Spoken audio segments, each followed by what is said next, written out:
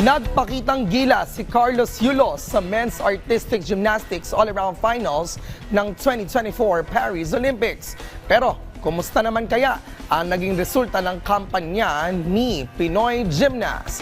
Yan ang ulat ni Rafael Bandairel. Rise and shine, Rafael. Nagtapos sa ika-12 pwesto ng Men's Artistic Gymnastics All-Around Finals ang pambato ng Pilipinas sa Paris Olympics na si Carlos Yulo.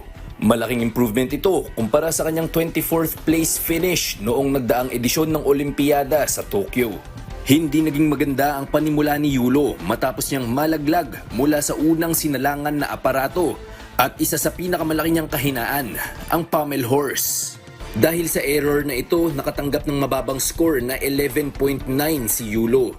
Pero agaran naman siyang bumawi sa steel rings nang magtala ng 13.33. Nagpakitang gilas naman si Kaloy sa kanyang specialty na vault, kung saan nakakuha siya ng mataas na marka ng 14.766.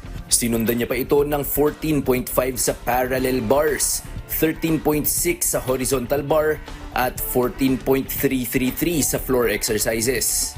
Ang overall score ni Yulo, 83.032.